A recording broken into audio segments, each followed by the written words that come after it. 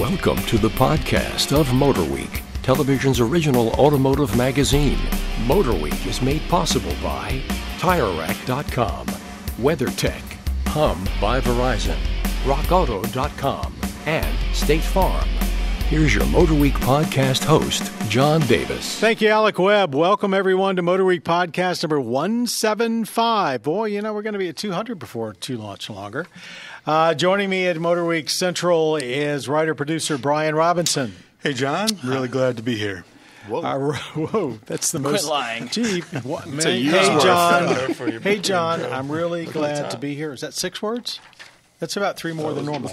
Anyway, our road test producer, Ben Davis. Hey, guys. He's going to grunt. Online content coordinator, Greg Carlos. I'm here. And video producer and editor, Joe Ligo. We don't have a lightning round, but I still have the bell. You hit the bell, just to let you know, just nostalgic. Just feels right. It just feels good. Okay, this is the show where we're going to talk about the winners of our annual Driver's Choice Awards. In case you haven't known about them before and you've lived under a rock, every year we pick winners among the vehicles we've tested for that year, different categories that people really buy, and then at the end of that we always pick a best of the year, one of the vehicles that we think stands out the most. So we're going to start at the top. I'm going to name one of the winners. Everyone's going to have a chance to comment on it, why they personally think it is a driver's car or it earned the award, and then we'll move through. Our best small car of the year.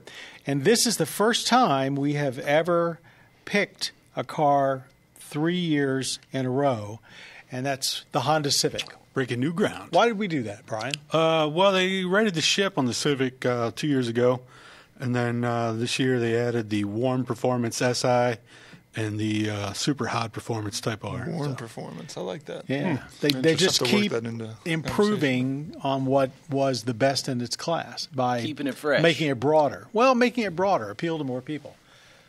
Greg. Yeah, I think we rewarded it for that. And I just remember going down the list of other small cars, and we do this with other lists, but we say, is it better than the Civic? And I think all of us were in agreement that even though it had won the previous time, it's the best, as good as it gets in this segment.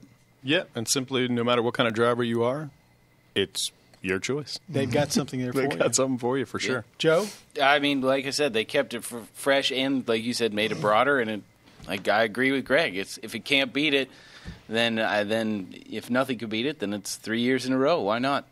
And the next winner, Best Family Sedan, could well be up there for a while because it's the Honda Accord. And I think what hit most of us is this is no longer just a run-of-the-mill four-door family car. It's edgy. It's got some sporty styling, and it's definitely the freshest offering out there in that category. You can get a manual, which is cool. Yeah. Turbo engines, all turbo engines. Borderline luxury car inside, and they finally got the interface right with bringing some knobs back. Yeah, for sure. I personally, the VW guy that you guys know I am, I'm looking forward for the Passat to be all new, and I think as a driver that might be my choice next year.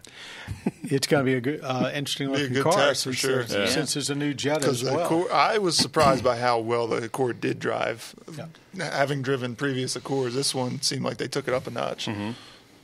Best convertible, the Mazda MX-5 Miata RF.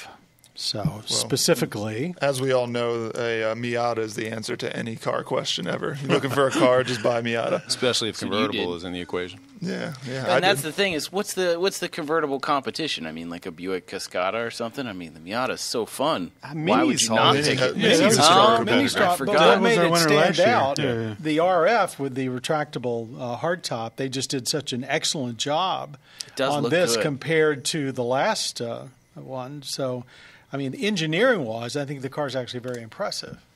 So fun to drive, and I like the look of the retractable fastback. Not sure I would buy one, but yeah, that's what RF, by the way, stands for. Yeah, retractable fastback. It's behind you, so you can't really tell the difference. Rough blind spot, but before it was very the iconic shape of the Miata was always there. This has a little bit more styling, and I'm not one that wants to see the Miata change that much, but I think it does improve the and it's nice profile when look. it is up. You have a hard roof, which you can't get in a regular Miata.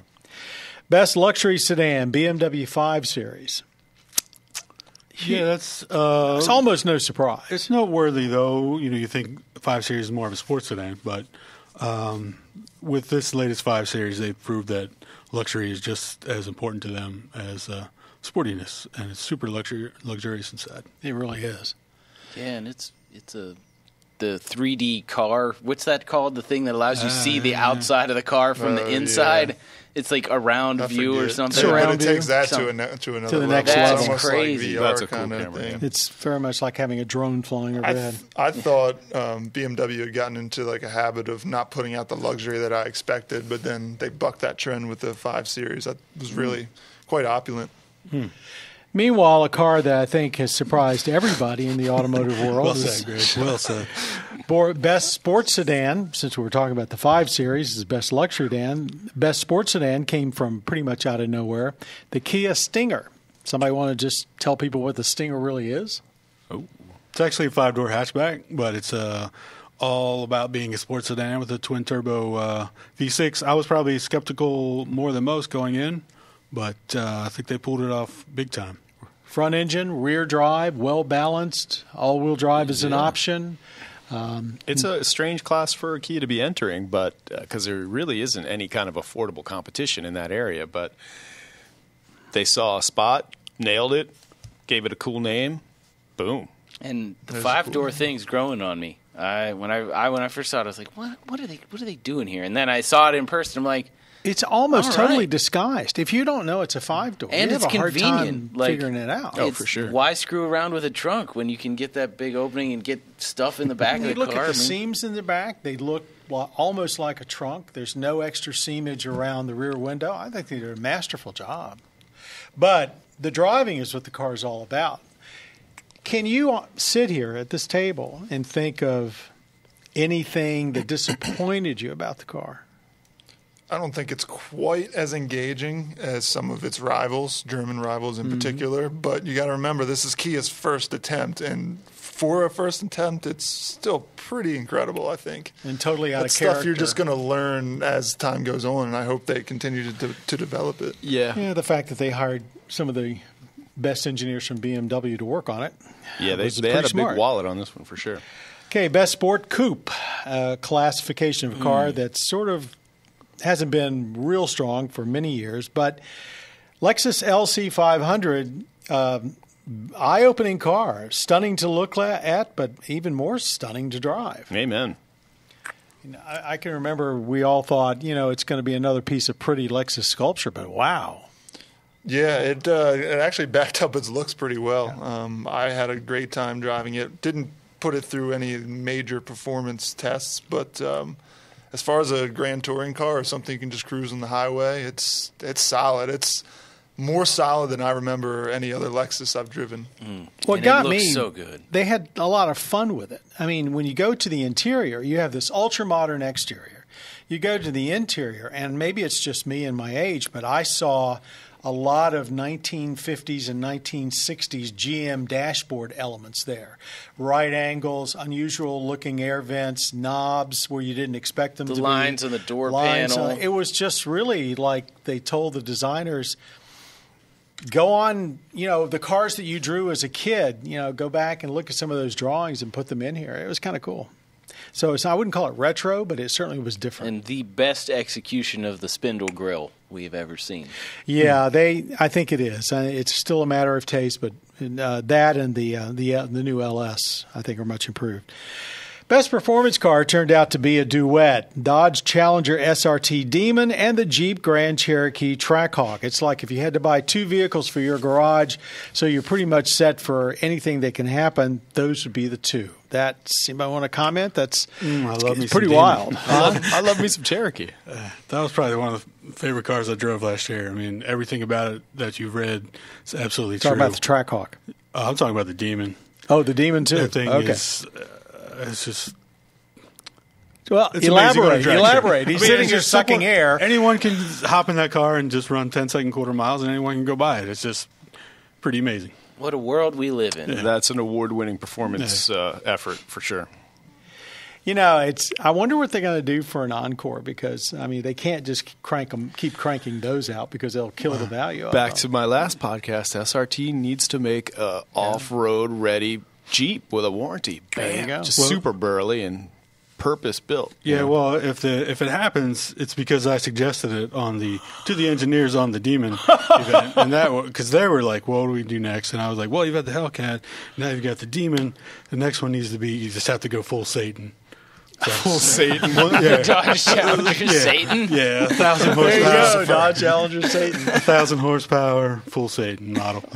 Yeah. I wouldn't be surprised if they didn't take call that it and go back and say, 666. hey, And then a competitor would come out with The Exorcist. They kind of wards away demons. Wouldn't that be great? it would Should. be. Somebody should come I out. think Tennessee was doing a special edition Camaro or something. But we'd be back at, remember 10 years ago, we're all sitting around saying, horsepower looks like it's dead. We're not going to have any muscle cars anymore. We're in another heyday. For sure. And anybody that wants to say, man, just, there's too much technology in the driving experience now. And that may be true, but I mean, if you can sit in a car and pull 10-second quarters with no experience, technology is awesome, right? I still love technology. I think much you do. technology has made all of us better drivers, especially at higher speeds. Always And it's the same with racing. I mean, look at all the technology that's crammed into a Formula One car. My goodness. And the future will just be making that technology feel like it's not there. Yeah. That'll be The Porsche's already nailed Porsche's that. already Oh, done it. yeah, you can't argue that. Absolutely. I'd take that last statement back. But they're only going to get better. So. Now we have to turn our sights to the new style of American cars, and that is utility vehicles. And we've picked 3, small, large, and luxury. Let's start with the small SUV of the year. Best small utility, Mazda CX-5. Why? Well, there's a lot of cool ones to choose from in that area, but being that this is a driver's choice award, you got to give it to the Mazda just because it's got a little sportier edge than all the others. And they took all the interior luxury from the CX-9 and brought it down to the CX-5. Very nice inside. It is a good-looking car. I see them everywhere. They still look good. I still look at them. I can't add any more to that. Drives well, great interior. Our best large utility, which we used to call our best family size utility. This one caught me by surprise because I just didn't expect it to be as good as it is, and it is terrific, and that's the Volkswagen Atlas. I mean, a lot of people look at it and say, well, they took the best of everything out there from Honda and everyone else and put it into a slightly bigger package, and, that's about right. It's a good strategy. You got to get them while they're hot, dude. They're giving them away for cheaper than I think they're worth, honestly. They're a real bargain. It's a bargain and a half. And they've continued So to be big. a bargain. I mean, it's been out now for a while, and they got one of the best warranties out there. And it's really for a 3-row SUV. And if you're a big guy like me and you kind of don't want to cram yourself into something too small, it's a really nice. It fits very nicely between the body-on-frame Tahoe and Expedition and something like a Pilot. I think it fits right in that niche. I was amazed when I first saw it as how big it is, but when you drive it, it doesn't drive like a vehicle anywhere near that big. No, it I'll be doesn't. sad you when see Volkswagen's sort of slab styling goes away because it looks good. It's all the square cars. It's love or hate on the styling. I'm not a huge fan of the styling, but the car will win you over for sure. Do you see how small the engine looks in the engine bay when you pop the hood? It's unreal. Well, that's Volkswagen. Best luxury utility, the Land Rover Range Rover Velar. A Jag F-Pace with a totally different everything except maybe the basic chassis and powertrains. Yeah, all the Range Rover luxury you want in a really sweet-looking package. I thought they did a great job. If this is badge engineering, I'd like to see more of it because you can't really tell that they're similar except, if look at some of the specs. Yeah, Pace. Was that last year's winner or the year before? Yeah.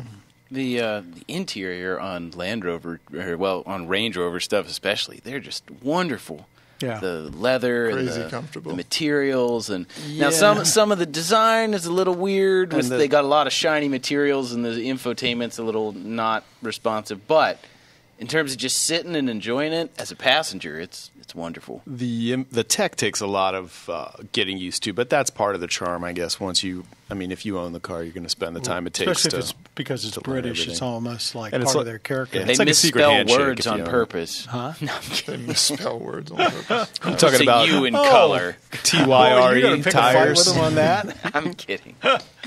Best minivan. Last year was the Chrysler Pacifica, which we really loved. This year it's the Honda Odyssey, which apparently we really love a little bit more. Really love. Yeah, they're the only two big players in the game. It's the and- freshest. Yeah, Sienna might get in the game here next year. You And love the Sienna, dude. I do. You can get all-wheel drive in that, and there was things I like That's about that. That is that I important don't like to me any too. others. So next year might be a for real competition in that category. I think, like we were talking about the Accord, they've elevated the Odyssey almost to luxury car status. I mean, the quality of materials, what you can get on inside, is very and impressive. feature-wise, to compete with crossovers, there's so many cool things you can get in vans that maybe are a little gimmicky, but you can't get in crossovers. The sliding, vacuum. the horizontal sliding seats, the vacuum, the cabin PA system, the screens, the headphones. I mean, if you're a gimmicky person, this thing is loaded. I will say one of the things that held us up in voting for this was the stow and go in the Pacifica versus taking out the seats in the Odyssey, which Ben and I found out is not. It's not hard, but it's also not something that you're not going to do it'll it. deter You're not going to you do from it. putting stuff in there, right? You're not You gonna do it say, I on don't the want to spur take of the those moment. seats out. Whereas, like for me to put the seats in the stow and go with the Pacifica, that's nothing. I mean, it's so easy. Well, yeah. I mean, fortunately for me, though, I would seldom have to take the second row out. There's enough room with the third row folded that would be enough for me. Yeah, we just got done driving it back and down to Roebling and back, and it's a great cruising highway vehicle as well. Best pickup truck. Ford F-150, best-selling pickup truck for 37 years, whatever it is. It's close to As long 40. as we've been on Yeah. there. And they've done some major revamping. This is to the already new, only, 3 years ago, all-aluminum truck. Outrageous stuff with twin turbo motors and stuff too. If you haven't adopted those or you're a little wary about them, they definitely Get on board. deliver the goods. 60 or 70% maybe of all F-150s are V6 powered now. Who ever thought that would happen? Yeah, and the Raptor was new last year, which it went next level as well. So And some of Ford's crossover utility styling is a little questionable in my opinion, but the trucks still look so good. We had that black F-150 here. Yeah. What a gorgeous Sleek truck. looking, and I think that when they made the all new aluminum one, the current or the one just before this refresh, it was in the right direction. But on this one, they kind of put it all together. They said, "All right, let's go back to the drawing board and make it a little bit more cohesive." And I think they did a great job. I think they did too. That's a good way to put it. The front end, it makes a lot more. It's still in your face, but it's not. And maybe that was garish. the plan. Maybe they wanted to make a statement with the first one and then kind of smooth everything out in the second. Greg sums it up perfectly as always. Yes. Also, They call me the closer. also new Power Stroke diesel coming real soon to the F-150. Yes, 6-cylinder. Yes. V6. And that's the first Inline, diesel in an F-150, right? You were saying? yes. Yeah. Best eco-friendly. This is the second year in a row we've given it to the Chevrolet Bolt, B-O-L-T, EV. I think the general consensus was no one has outshone it. And You can't argue the numbers, right? we know people, even though it's rated at 238 miles of range, I know people that are getting 20 and 30% more than that. It's making one-pedal driving, which bothers me, more popular, and that is where you use the paddles on the steering wheel to brake. I love Dude, that. the regen on demand. You do like I it. love You one like it. pedal driving. Chevy is genius for that regen on demand pedal. I And think that's it's or catching paddle. on. People really like it. I'd say if you're not willing to commit to full EV, the Kia Niro is a nice, pat yourself on the back eco-mobile. The but, Insight's worth noting as There's well. quite a few. but the Bolt is still Not Insight Clarity, I'm sorry. Clarity, yeah. But nobody's. There's a new Insight coming though. There is a new. Yeah, we just saw it. It's built off the Civic chassis. That's full electric, most likely. No, it's a hybrid. It'd be Hybrid. It's a hybrid, hybrid. but there's a Clarity full electric coming. Yeah. Yeah, I Gotcha. thought that got held back because I think that's still under 100 miles of range. Yeah, it's like 80 or something. Yeah, Because it was originally designed as a hydrogen-powered vehicle. right. Best dream machines. We always pick 3 of the most outrageous vehicles we've gotten in this year. We'll just run down the list pretty quick. Aston Martin DB11, which I think is one of the most beautiful cars I've ever seen. Agreed. The Porsche 911 GT2 RS. What can you say? Oh, yeah, can't really argue that one. And also the most outrageous vehicle that And we've my had in favorite. here in a long time, and Ben's favorite, the Mercedes-Benz G-Wagon G550, but a 4x4 squared. And this was, $250,000 outrageously Like customized. the last hurrah for the old G-Wagon before the new one comes. So awesome. But when you look at this one versus the new one looks like a child offspring. It doesn't look, this thing was so jacked up and so customized. Well, those crazy axles that it had, the portal axles or whatever they were called, gave it extra ground clearance. The thing was huge. Yeah, I had those on an old Unimog. The Mercedes been That's rolling those probably forever. that's where it came from. Okay, so that is our MotorWeek Driver's Choice categories. Our best of the year, drum roll please, Okay, I thought I was going to be the only one doing that. Kia Stinger. Yeah, we should have saved some of the stuff we said earlier for the. We said so much good stuff about it, we ran out of things to say. I will sum We've it up driven two of them. by what we said in the road test. We said there's just no ifs, ands, or buts about the car. It really does almost everything extraordinarily well. And you're right. Talk about, we had it on the street before we picked the as our winner, but now we've taken it to Roebling for a week of thrashing. I got to say, I came away maybe more impressed with his performance on the track than on the street. Tons of power coming out of corners. The brakes were way better than I thought they were going to be, especially after you're into like that 8th or 9th lap around Roebling and they start fading going into turn 1. But this thing kept asking for more. Would have liked a little more feel through the wheel, but I got to say, that thing was a lot of fun to drive around the track. And you know what I noticed? More people came to look at that Stinger when we had it parked than a lot of the other cars we had. Some of the exotics we had. Right. I mean, granted, we had a Lamborghini, and that always attracts attention. But they saw the Kia sticker on the back of this, and they all what is walked that? up like, what is That's that? It was really odd to see how many people, and they didn't just look at it and say, huh, and walk away. They wanted to look inside it. They wanted to look around it. It's attainable. It attracted a lot of attention, and that surprised me. So that's our MotorWeek Driver's Choice picks for 2018. You can get the details on our website, also the videos. And it was a lot of fun picking them this year. So on till next year. We're going to switch gears here and go to a viewer question. This is Nick via email has asked this. He said he recently took his car in for an oil change and a tire rotation. After waiting a while, they came out from the dealer and said that he had swollen wheel lugs. In other words, the lug nuts that hold the wheel on, they had swollen. He'd have to buy new ones if he wanted to rotate the tires. It was going to cost him quite a bit of money. He'd never heard of it before. What's the deal? I have to admit, I had neither, except for the fact that Pat Goss did a segment on it some years ago here. What the swollen wheel lugs means is these are lug nuts that are built in two pieces. There's an inner core and an outer core. And on some vehicles, because of weather conditions or heat from just the tire, wheel rotating, they become unlaminated and they cannot be gotten off the wheel with a normal wrench. They expand they and expand and warp. crack and they warp, and sometimes they have to basically take a pneumatic chisel and chisel them off. There's a class action lawsuit against at least Ford because they used them on so many different vehicles. Why do they do this? The inner core is steel, but they make the outer cap look like the wheel. So it's either an they're aluminum more or attractive. a chrome So or it's some chrome or kind of stainless shiny steel or something.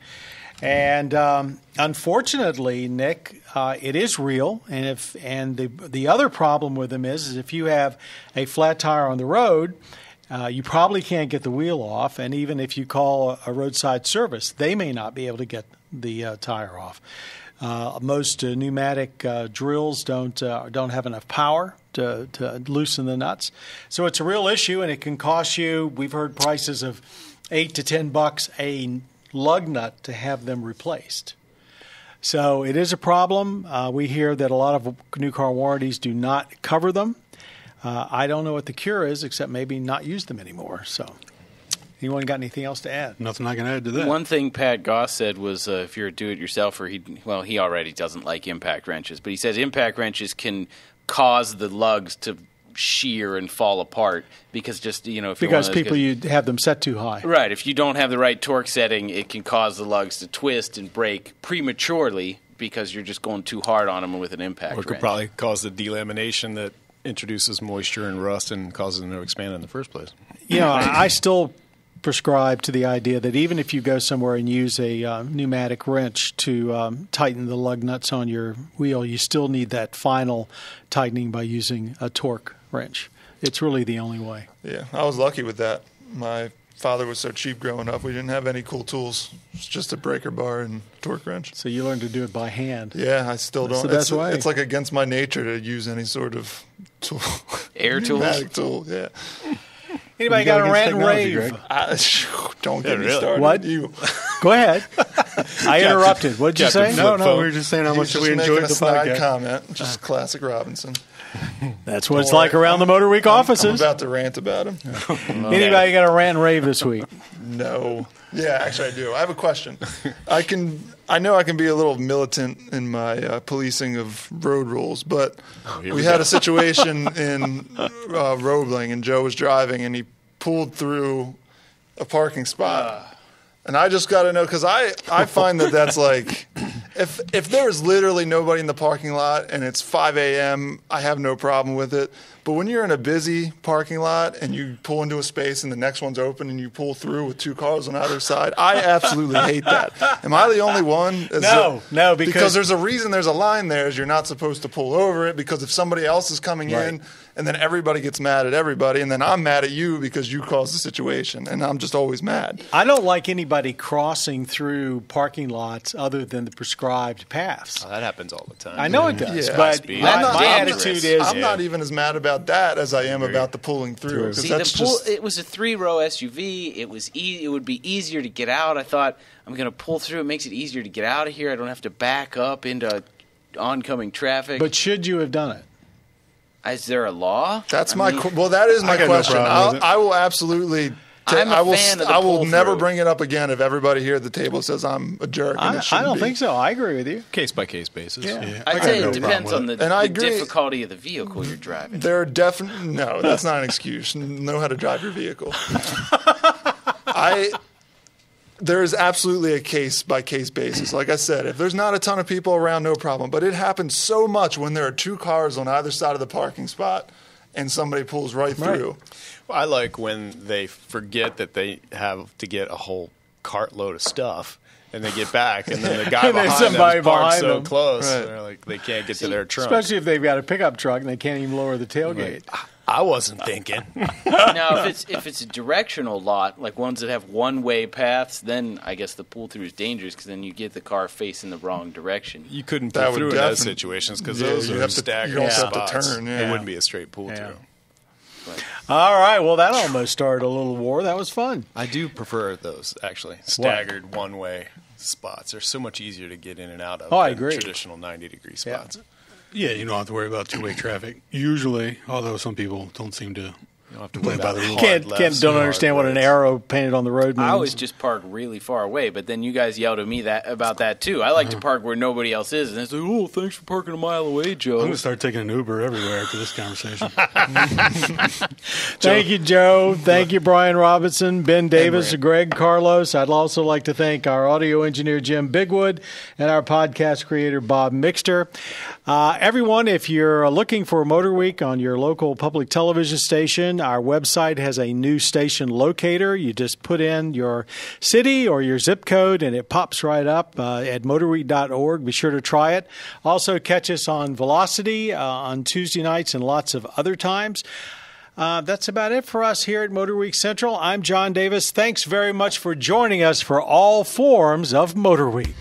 You've been listening to the podcast of MotorWeek, television's original automotive magazine.